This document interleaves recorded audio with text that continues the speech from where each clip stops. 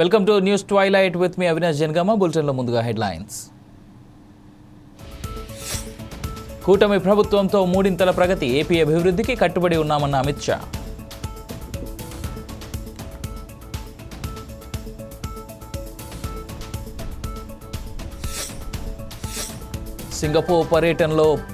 సింగపూర్లో పర్యటిస్తున్న సీఎం రేవంత్ పడవలో ప్రయాణిస్తూ నదీ పరిశీలన.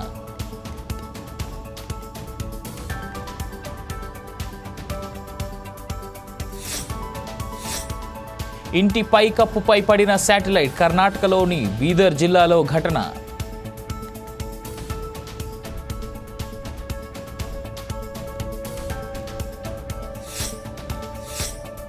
ఏ డిపార్ట్మెంట్కు లేని శక్తి ఎన్డీఆర్ఎఫ్కు ఉంది, వరదల సహాయంలో సేవలపై సీఎం ప్రశంసలు.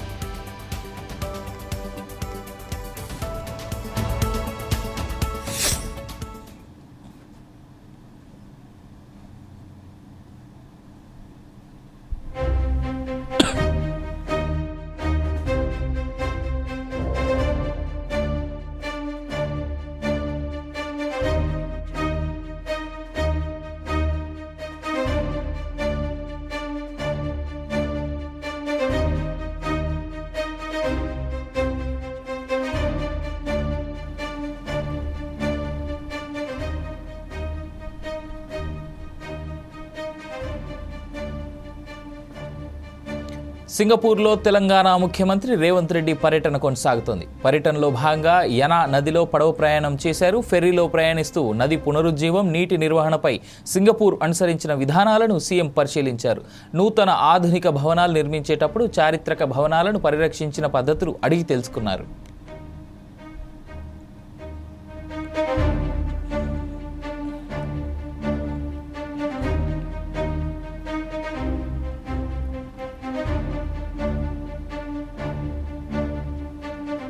రాష్ట్రంలో పెట్టుబడులు పెట్టేందుకు పారిశ్రామికవేత్తలు ముందుకొస్తున్నారు. కొన్ని పెట్టుబడుల ఒప్పందాలు కుదుర్చుకున్నారు. ఈ క్రమంలో మరో కీలక ఒప్పందం జరిగింది. హైదరాబాద్లో 450 కోట్ల పెట్టుబడి పెట్టేందుకు ప్రపంచ అగ్రగామి సంస్థ క్యాపిటల్ ల్యాండ్ ముందుకొచ్చింది.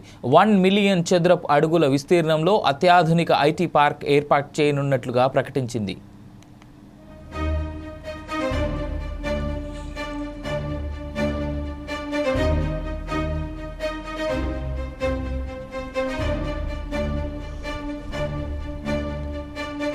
సింగపూర్లో సీఎం రేవంత్ రెడ్డి అధ్యక్షతన జరిగిన ఉన్నత స్థాయి సమావేశంలో క్యాపిటల్ ల్యాండ్ కీలక నిర్ణయం ప్రకటించింది.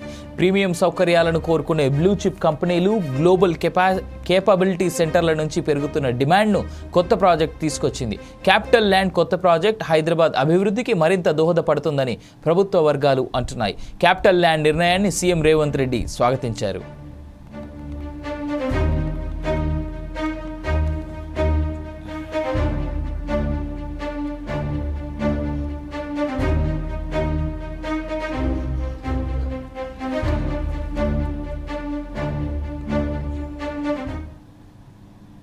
ఏ విపత్తు వచ్చినా ఎన్డీఆర్ఎఫ్ మొదట గుర్తొస్తుందని ఏపీ సీఎం చంద్రబాబు అన్నారు. జపాన్, నేపాల్, తుర్కియేలో ప్రకృతి విపత్తులు వచ్చినప్పుడు సేవలు అందించిందని ఆయన గుర్తు చేశారు. రాష్ట్ర యంత్రాంగం పరిష్కరించలేని సమస్యలను ఎన్డీఆర్ఎఫ్ పరిష్కరించిందని చెప్పారు. విజయవాడ సమీపంలోని కొండపావులూరులో నిర్వహించిన ఎన్డీఆర్ఎఫ్ ఆవిర్భావ వేడుకల్లో ఆయన మాట్లాడారు. ఈ కార్యక్రమంలో కేంద్ర హోంమంత్రి Amit Shah, AP deputy CM Pawan కళ్యాణ్తో కలిసి చంద్రబాబు పాల్గొన్నారు.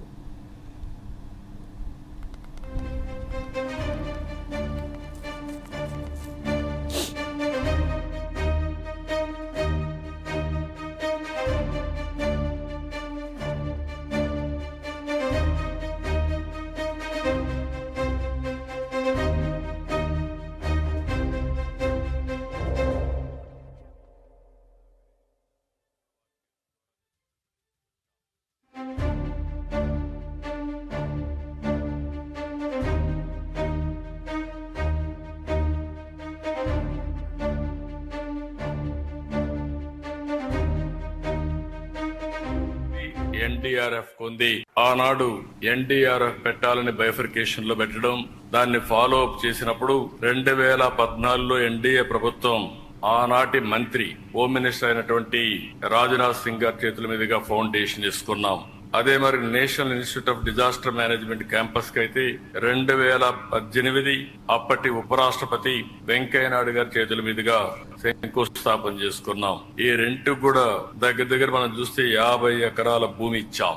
ఈ రోజు పూర్తి క్యాంపస్ పూర్తి చేసి అమిత్ షా గారి చేతుల మీదుగా ఈ రోజు ఫౌండేషన్ మళ్ళా ఇనాగరేషన్ చేసుకున్నాం. దీనికి మనస్ఫూర్తిగా కేంద్ర ప్రభుత్వాన్ని అభినందిస్తున్నాను. ఆ రోజు స్టార్ట్ చేసింది కేంద్ర ప్రభుత్వం, ఎన్డీఏ ప్రభుత్వం. మళ్ళీ ఈ రోజు మనం దీన్ని ఇనాగరేషన్ చేసుకోవడం కూడా వారి చేతుల ద్వారా చేసుకునే పరిస్థితికి వచ్చాం. ఎప్పుడు కూడా ఎన్డీఆర్ఎఫ్ అనేది నేను చాలా సందర్భాల్లో చూశాను. ఏ డిజాస్టర్ వచ్చినా ఫస్ట్ గుర్తొచ్చేది ఎన్డీఆర్ఎఫ్ గుర్తొస్తుంది. ఏ డిపార్ట్మెంట్ లో ఎప్పుడు ఎవ్వరూ చేయలేని పనులు ఏదైనా ఉంటే అది చెయ్యగలిగే శక్తి ఎన్డీఆర్ఎఫ్ ఉంది. అది వాటర్ లో కావచ్చు, ల్యాండ్ మీద కావచ్చు, లేకపోతే క్రిటికల్ జంక్చర్ లో ఫారెస్ట్ లో కావచ్చు, ఎక్కడైనా సరే సమర్థవంతంగా ఎదుర్కొంటున్నారు. కొన్ని లక్షల మంది ప్రాణాలు కాపాడారు. కొన్ని లక్షల మందిని ఈ యొక్క విపత్తు వచ్చినప్పుడు వాళ్ళు కాపాడే పరిస్థితికి వచ్చారు. మన దేశమే కాకుండా విదేశాల్లో విపత్తు వస్తే 2011 జపాన్ ట్రిపుల్ డిజాస్టర్ వచ్చినప్పుడు, 2015 నేపాల్లో డిజాస్టర్ వచ్చినప్పుడు, 2023 టర్కీ భూకంపం వచ్చినప్పుడు సేవలు అందించిన ఘనత ఈ ఎన్డీఆర్ఎఫ్ కే దక్కిందని చెప్పి కూడా నేను మీకు తెలియజేస్తున్నా. ఊదు విజయవాడ సమీపంలోని కొడపావులూరులో నిర్వహించిన ఎన్డీఆర్ఎఫ్ ఆవిర్భావ వేడుకల్లో కేంద్ర హోంశాఖ మంత్రి అమిత్ షా పాల్గొన్నారు. ఎన్నికల్లో కూటమి ప్రభుత్వానికి అనూహ్య విజయం అందించిన అందరికీ ఆయన ధన్యవాదాలు తెలిపారు. వైసీపీ ప్రభుత్వం రాష్ట్రాన్ని ఏ విధంగా ధ్వంసం చేసిందో అందరికీ తెలుసునన్నారు. అప్పుడు జరిగిన విధ్వంసం గురించి చింతించకండి అంటూ మోదీ, చంద్రబాబు నాయకత్వంలో రాష్ట్రంలో మూడింతల ప్రగతి సాధిస్తామని అమిత్ షా తెలియజేశారు.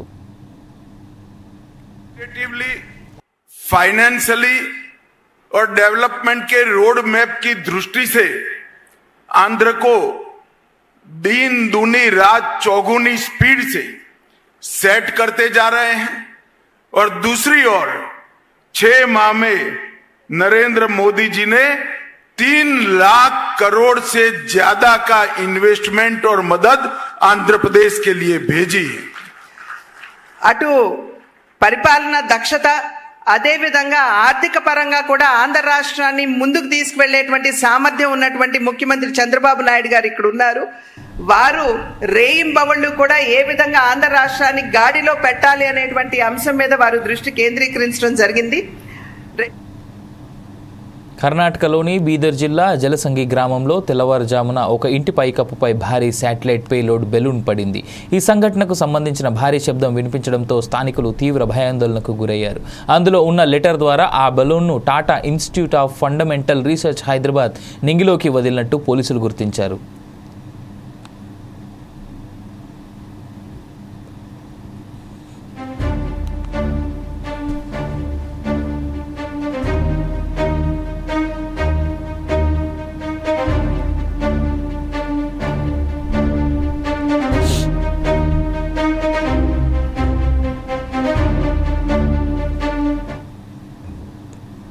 అనంతపురం జిల్లాలో ఆర్డీటీ ఆధ్వర్యంలో 10K రన్ 5K వాక్ 3వ ఎడిషన్ను కలెక్టర్ వినోద్ కుమార్ ప్రారంభించారు.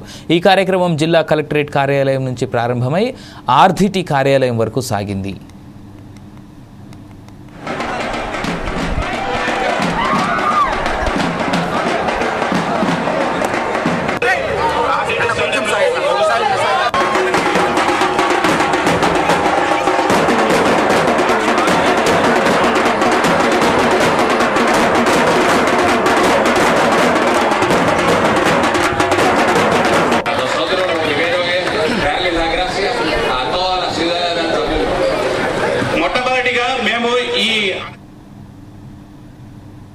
శ్రీ సత్యసాయి జిల్లా పుట్టపర్తిలో పెండింగ్ పనులను సత్వరమే పూర్తి చేయాలని జిల్లా కలెక్టర్ చేతన్ అధికారులను ఆదేశించారు.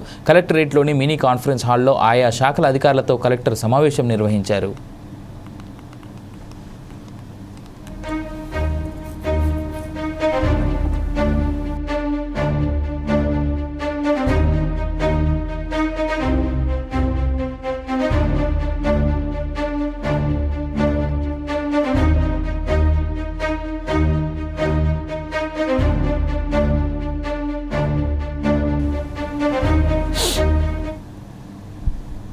పల్నాడు జిల్లా నరసరావుపేటలో మత్తు పదార్థాలకు బానిసలుగా మలిచి దొంగతనాలకు పాల్పడుతున్నారు.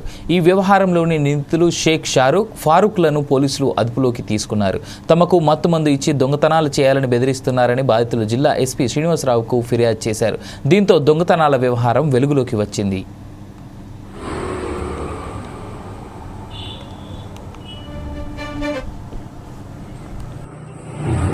మా అమ్మ, మా నాన్న, ఫారూక్ అనే వ్యక్తి, షారు వాళ్ళ ఆవిడ, వీళ్ళు ముగ్గురు మత్తు పదార్థాలు ఎక్కించి చాలా పిల్లల్ని నాశనం చేస్తున్నారు. నాశనం చేస్తూ కూడా దొంగతనాలు, ఫోన్లు డబ్బులు అట్లాంటి సంబంధించిన మొత్తం వాళ్ళు దూరం నిలబడి మా చేత తీపిస్తున్నారు. తీపిస్తూ ఇంకా అలాంటి చాలామంది పిల్లల్ని కూడా అలవాటు చేశారు. చేస్తూ కూడా ఇంకా డ్రగ్స్, గంజాయి, ఈ ఇండిషన్లని అట్లాంటి మాకు మత్తులో ఏం చేపిస్తున్నారు, చేయమంటే అది చేస్తున్నాం, చేయకపోతే మీకు చంపుతాను, కొడతాను అని భయపడిస్తున్నారు. చేసిన మొత్తం వాళ్ళ ఆవిడ దగ్గర దాచిపెట్టి మీకు ఏమైనా జరిగితే బయటికి తీసుకువస్తామరా అని చెప్పిద్దామా చెప్తూ ఇంకా ఆమె దగ్గర చాలా డబ్బులు అలాంటి దాచిపెట్టి ఫోన్లు ఇప్పుడు వాడుతున్న వాళ్ళ ఆవిడ 2 ఫోన్లు అతను నేను దొంగలిచ్చిన ఫోన్లే.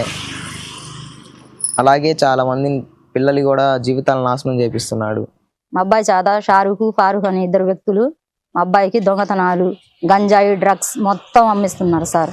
మా అబ్బాయి చేత కూడా అమ్మిస్తున్నారు సార్. మా అబ్బాయి హాయిగా బైక్ మెకానిక్ పని నేర్చుకునే అబ్బాయికి అని చెప్పి మాయ మాటలు చెప్పి సార్ మా అబ్బాయిని తీసుకెళ్లి రూములలో పెట్టి తాపడం, డ్రగ్స్ అలవాటు చేయడం, మా అబ్బాయికి ఇండిషన్లు కూడా చాలా ఎక్కించారు. అవి మొత్తం చేపిస్తున్నారు సార్. అందుకోసమే మేము మా అబ్బాయికి తర్వాత ఏమో 3 నెలలు జైలు కూడా చేసి వచ్చాడు సార్. విజయవాడ జైలుకి పోయి వచ్చాడు. తర్వాత ఏమో మేము ఇంకా తెలంగాణ గెజిటెడ్ ఉద్యోగుల సంఘం డైరీని కలెక్టర్ అనుదీప్ ఆవిష్కరించారు. ఈ సందర్భంగా ప్రభుత్వ ఉద్యోగుల పనితీరు మెరుగ్గా ఉండాలని ఆయన సూచించారు. సమగ్ర ఇంటింటి సర్వే త్వరితగతిన పూర్తి చేయడంలో ఉద్యోగుల పాత్ర కీలకమైందని ఆయన అన్నారు.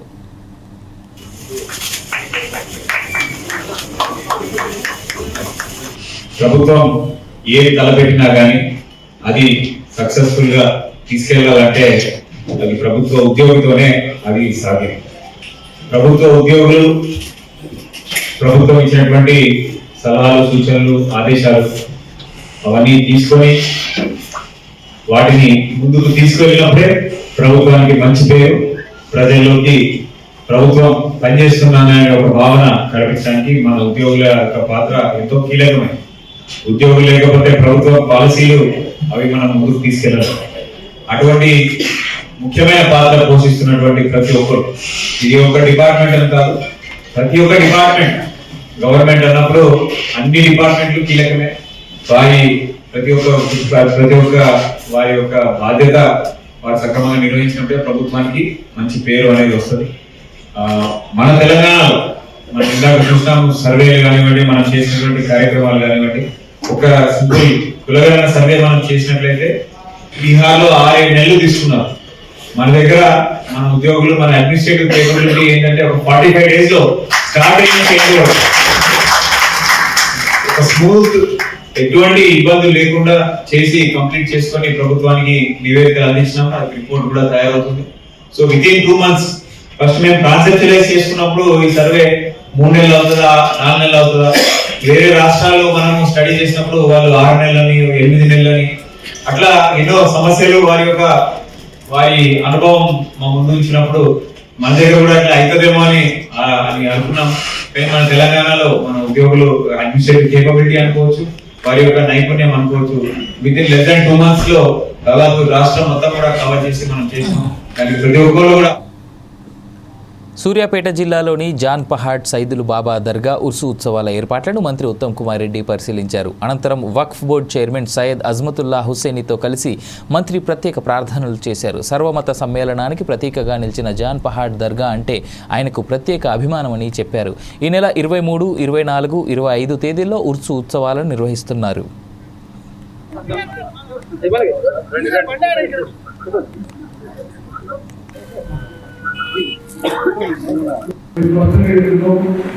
కులగణనలో మీ పేరు వస్తే ఇస్తాం. మీరు ప్రజావాణిలో పెట్టుకున్నా సరే, మీరు ప్రజాపాలనలో పెట్టుకున్నా సరే, ఈ సేవలో పెట్టుకుని సరే, వచ్చే గ్రామ సభలో పెట్టుకుని సరే, మీకు అర్హత ఉంటే, ఎలిజిబిలిటీ ఉంటే మా ప్రభుత్వం రేషన్ కార్డు ఇవ్వబోతుంది. మొత్తం తెలంగాణ రాష్ట్రంలో అర్హత ఉన్న చివరి వ్యక్తికి రేషన్ కార్డు వచ్చే వరకు ఈ ప్రక్రియ కొనసాగుతుందని చెప్పి మనం చెప్తున్నా. మరోసారి ఎక్కడ చెప్తున్నా, 10 నెలల్లో టీఆర్ఎస్ ప్రభుత్వం 10 నెలల్లో 40,000 కార్డు ఇస్తే, అదన కార్డు ఇస్తే మేము వచ్చి సంవత్సరం అయింది, మేము 40 లక్షల మందికి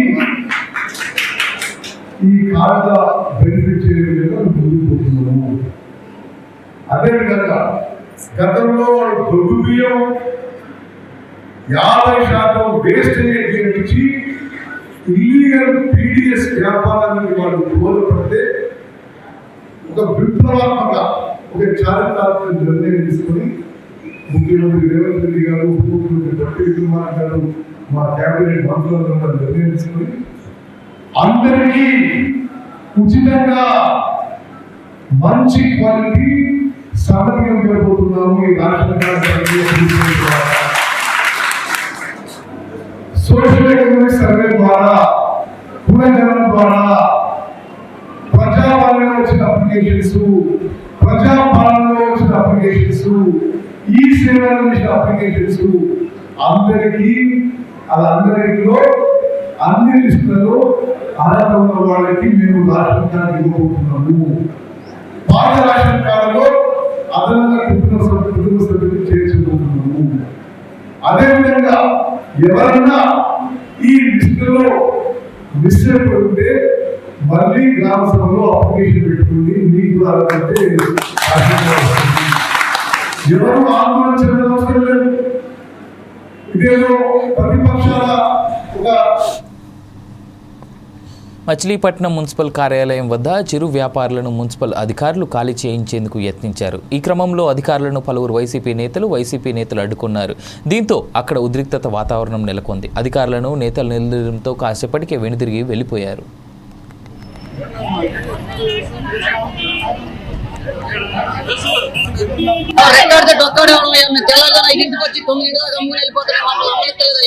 అన్ని తీసి తాటల్లో వేసేసి చంద్రబాబు వాడేస్తున్నారు. 3 రోజులు బట్టి ఇబ్బంది పెడతారు సార్. అక్కడికి మేము నిన్న ఎమ్మెల్యే గారి దగ్గరికి వెళ్ళాం. మాకు స్పందించలేదు సార్. ఆయన ఎవరైతే వచ్చి అమ్ముకోమన్నారు. మాకు పొద్దున్న వచ్చింది సార్. మరి పొద్దున్న 5 గంటలకు వచ్చి మరి తీర్థం మొదలెట్టేశారు సార్. అండి అసలు మాకు నిన్న కానీ మొన్న కానీ ఏమి మా సరుకులన్నీ పాడైపోయాయి సార్. మాకు రెక్కాడితే డొక్కాడేవాళ్ళం సార్. ఏదో తెల్లజోన 5 వచ్చి ఆ 5 కాసేపు అమ్ముకుని మేము ఇంటికి వెళ్ళిపోయాం. ఏదో షాపులు తీసేదాకా అమ్ముతున్నాం సార్. అక్కడికి మేము వెళ్ళిపోతున్నాం సార్. మేము ఉండలేదు సార్. ఆయన మమ్మల్ని అమ్మొద్దని ఇబ్బంది పెట్టేస్తున్నారు. 3 రోజులు మట్టి సార్ గారండి. ఈయన నుంచి కదా సార్. మేము 20-30 సంవత్సరం మట్టి రోడ్డు మీద ఏదో కాసేపు అమ్ముకుని వెళ్ళిపోతున్నాం సార్ గారండి. అవి కూడా మాకు అమ్మను వద్దు, అసలు మీరు వద్దు, ఇక్కడ మాకు మీరు అమ్ముతో పర్మిషన్ లేదని చెప్పి తీసేయమని చెప్పి మమ్మల్ని కొల్ల రవీంద్ర గారు చెప్పారు. రవీంద్ర గారు చెప్పారండి. ఇక్కడ రోడ్డు మీద అమ్ముతా ఇది లేదు, రోడ్డు మీద పర్మిషన్ లేదు, మీరు అమ్మొద్దు మాకు ఆళ్ళు. నెల్లూరులోని నర్తకీ సెంటర్లో ఎన్టీఆర్ 29వ వర్ధంతి వేడుకలు ఘనంగా జరిగాయి. ఎన్టీఆర్ సేవలను వక్ఫ్ బోర్డు చైర్మన్ అబ్దుల్ అజీజ్, మాజీ మంత్రి తాళ్లపాక రమేష్ రెడ్డి కొనియాడారు. ప్రపంచవ్యాప్తంగా ఉన్న తెలుగువారి ఆత్మగౌరవాన్ని చాటి చెప్పిన మహనీయుడు ఎన్టీఆర్ అని వారు అన్నారు.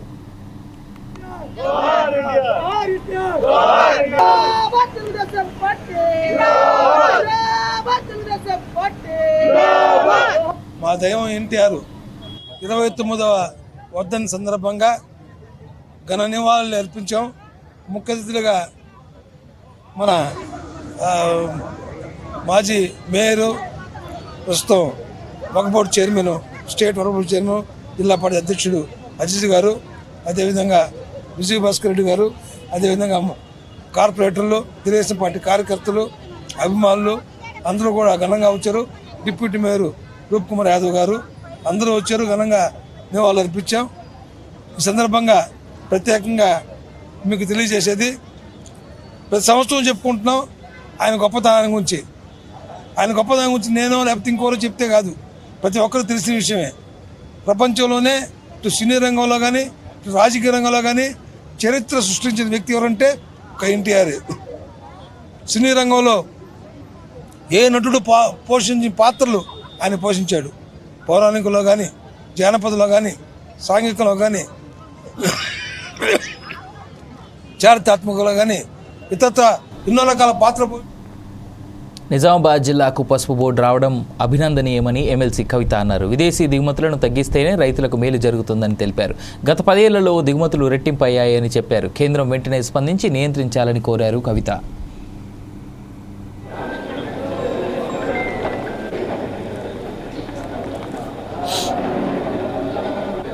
ఈరోజు జిల్లాలో ఉన్నటువంటి ప్రతి ఒక్కరం కూడా మనం చూసినాం.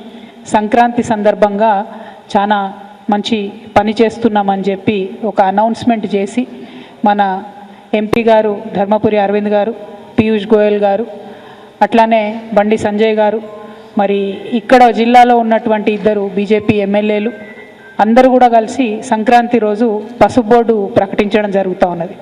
పసుపు బోర్డు ప్రకటనను మనస్ఫూర్తిగా మేము స్వాగతిస్తూ ఉన్నాం. ప్రకటించినటువంటి విధానం పట్ల డెఫినెట్గా అభ్యంతరాలు ఉన్నాయి. కేవలం ఒక బీజేపీ పార్టీ కార్యక్రమంలా చేసినారు తప్పితే కేంద్ర ప్రభుత్వం, రాష్ట్ర ప్రభుత్వంలో ఉన్నటువంటి ప్రజాప్రతినిధులందరినీ ఇన్వాల్వ్ చేసే విధంగా కార్యక్రమం చేయకపోవడం కొంచెం బాధాకరం. ఎందుకంటే ఏ ఒక్క ప్రోటోకాల్ కానీ పద్ధతిని కానీ పాటించకుండా బీజేపీ మంత్రులు, బీజేపీ ఎమ్మెల్యేలు కూర్చొని, బీజేపీ ఎంపీ కూర్చొని మరి అనౌన్స్మెంట్ చేయడం జరిగింది. రాష్ట్ర ప్రభుత్వంలో ఉండే వ్యవసాయ శాఖ మంత్రిని కానీ, ఎట్లాగే జిల్లాలో ఉన్నటువంటి స్థానిక ప్రజాప్రతినిధులమైనటువంటి మా ఎవరిని కూడా ఇన్వాల్వ్ చేయకపోవడం కొంచెం బాధాకరమే. ప్రజలు కూడా ఈ విషయాన్ని గమనించారని చెప్పి నేను భావిస్తూ ఉన్నాను. ఇవాళ పసుపు బోర్డు గురించి చాలా విషయాలు ఆ రోజు మాట్లాడడం జరిగింది. నిజానికి పసుపు బోర్డు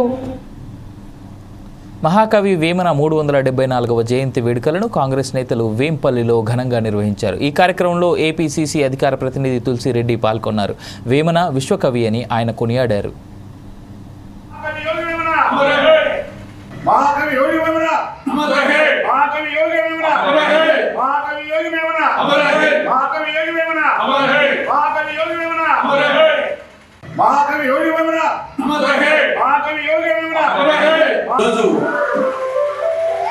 మహాకవి వేమన 374వ జయంతి.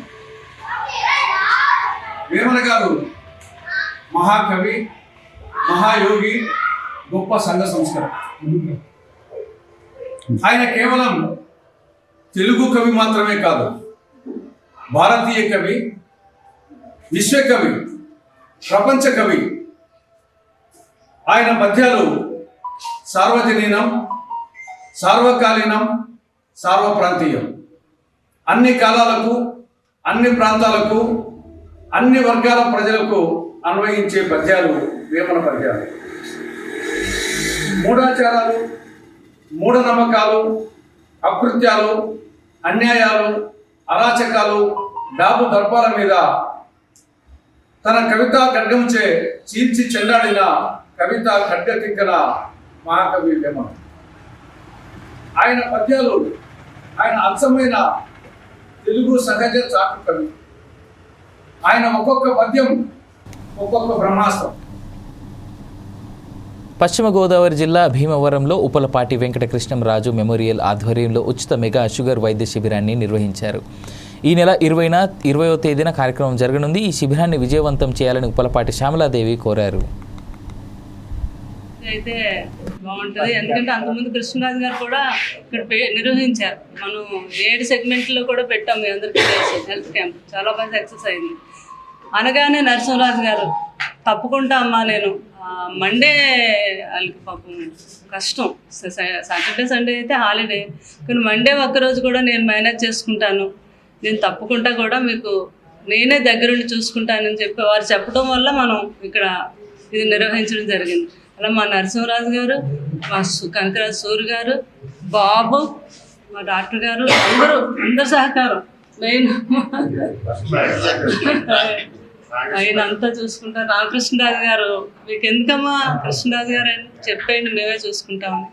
అలాగే మన వర్మ గారు, మన మినిస్టర్ గారు వర్మ గారు, అందరూ నాకు సహకరించారు. నాకు చాలా ఆనందం అన్నమాట, ప్రతి ఒక్కరూ కూడా. అందుకే ఇక్కడ నిర్వహించడం జరిగింది. అలాగే ఇందులో మెయిన్ ఏంటంటే మెడిసిన్స్ అందరికీ ఇవ్వాలి. మెడిసిన్స్ చాలా కాస్ట్లీతో కూడుకున్న. తర్వాత పరికరాలు మీకు ఇంచుమించుగా 50 లక్షల నుంచి 1 కోటి రూపాయలు ఉంటాయి. లండన్ నుంచి అవి ఈసారి మనం ఇక్కడికి తీసుకొస్తాం. ఎందుకంటే ఈసారి మేము అనుకునేది ఏంటంటే పేషెంట్స్ అవగాహన కలిగింది కదా, ఎక్కువ పెరుగు. ఇవి ఈ bulletin updates. For more updates keep watching foresights TV.